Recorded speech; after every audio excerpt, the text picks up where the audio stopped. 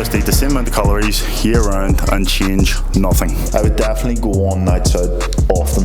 I would drink alcohol so that it eats into my routine the next day. I'll eat everything in sight. Guys, welcome back to another episode. I don't keep count, so I don't even know what episode this is. Probably like 16.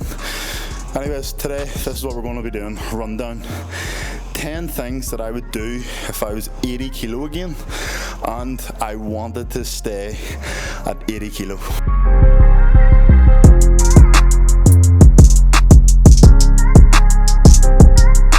So if you didn't get the concept, the video is basically what I would do if I didn't want to progress. Before things go any further, I am going to change my jumper. I am aware that it's not ironed, but I'm just finishing off training here. The first thing I would do if I wanted to stay at 80 kg would be, I would just eat the same food year round. Wouldn't eat less and I wouldn't eat more.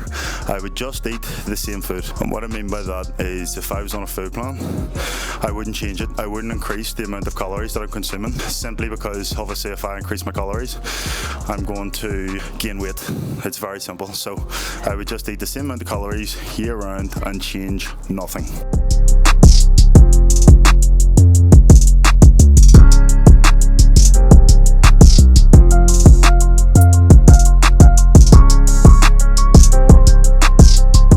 Number two, if I was 80 kilo and I wanted to stay at 80 kilo, I would focus solely on protein and I would neglect carbohydrates and fats. So obviously protein, it is important when it comes to building muscle, of course, because it's going to help with repairing tissue.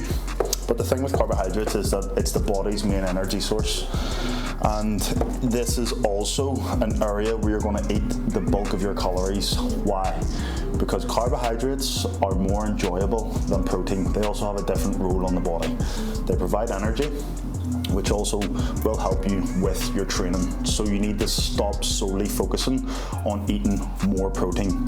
You need to actually eat more carbohydrates. Your percentages, if you were to break it into three, fats, carbs, protein, your carbs should be the highest one by a straight country mile. So the third thing would be, I would definitely not care about post-workout anabolic window. A lot of coaches nowadays take the piss out of this, and the thing is, it's a thing. I know that's bizarre to hear it, but it's actually a thing. The quicker that you get nutrients into your body post-workout, the more probability and the more effective it'll be for you to actually put muscle on the bones. Don't listen to coaches who say, oh, there's no such thing as an anabolic window, or it doesn't have to be immediately. It has to be immediately. I just finished training, and I know I'm talking, but I'll have this within, say, 3 to 5 minutes post-workout, along with immediate carbohydrates. These are broken down, easy on the digestion, straight into the system. That's why I'm going to take a protein, and that's why I'm going to take Rice Krispies, as opposed to something that's more complex. It'll be a little bit harder for my body to break down. You want instant. Number 4, if I was 80 kilo and I wanted to stay at 80 kilo, what I would do is I would let my girlfriend pick where I'm eating at the weekend. I would just let her have total control of food because she has authority in the relationship. On a side note from that, to be totally honest, it actually helps whenever you're with someone who understands your goals and is willing to make sacrifices with you. If I was 80 kilo and I wanted to stay at 80 kilo, I would get someone who doesn't understand where I'm going in the future. Number 5 would be, I wouldn't track my food. If I wanted to stay at 80 kilo, I wouldn't track my food, but plot twist, I would tell everyone that I can't gain weight, but I eat so much. So the thing with this is, if you're not tracking your food, you perceive yourself as eating so much, but you're not gaining weight.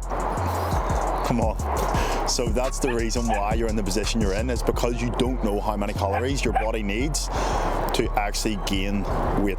It's that simple. Number 6.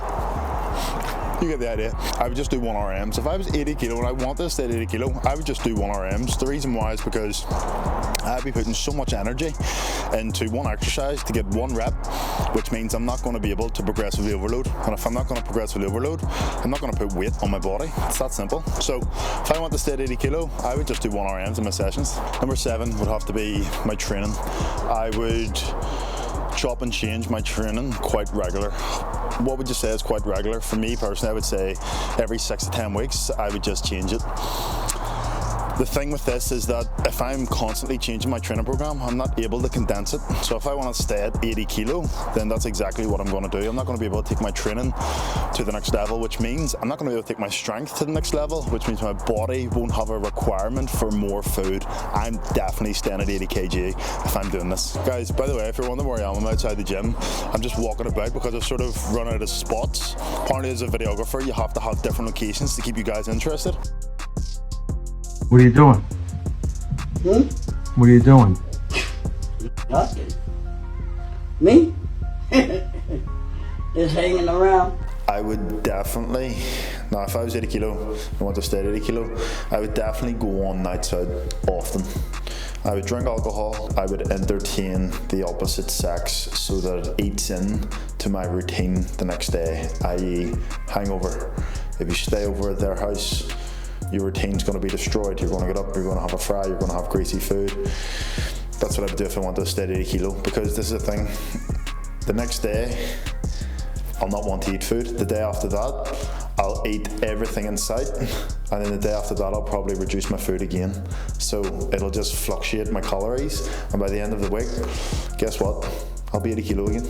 Number 8, if I was 80 kilo and I wanted to stay at 80 kilo, I would just basically leave my dinner down to my parents. I would let my mum or my dad decide what I'm eating that day. If I do that, then it's going to be less accurate as opposed to me taking control of food myself. I don't know where my calories are at. I don't know if I'm actually going to be in the surplus that I need to be in. And that's exactly what I need if I want to stay at 80 kilo. Number 9, in order for me to stay at 80 kg, I would definitely train with my mates. You can guarantee that we're going to be chatting when we're supposed to be doing working sets. Whenever we are doing our working sets, we're just going to be comparing to see who's the strongest, which will translate to who can lift the heaviest weight for minimal amount of reps. Number 10, we've made it this far, guys. Thank you for staying with me.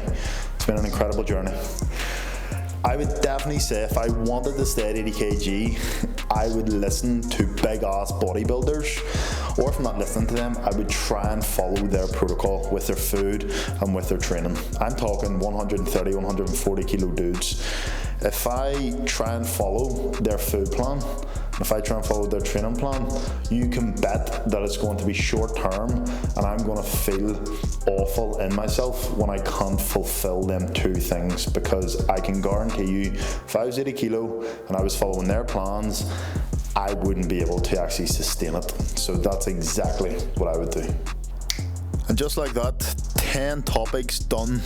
What I would do if I was 80 kg, I wanted to stay at 80 kg. You know, obviously through watching the video, everything that I said, do the opposite if you do want to progress. If you're happy enough at the weight you're at, you don't want to change, do everything I said in the previous 10 topics. Anyways, guys, thank you for watching the video. As always, I'm very appreciative. And for the people that don't actually know a lot about me, what I want you to do is click my name on the video and look at my last video that I put up. It's just going to give you a little bit of an insight into who I am, my heritage, my upbringing, and some things that you probably don't know about me already. But for now, thank you very much. I really appreciate it, and I will see you in the next video. Me? Just hanging around.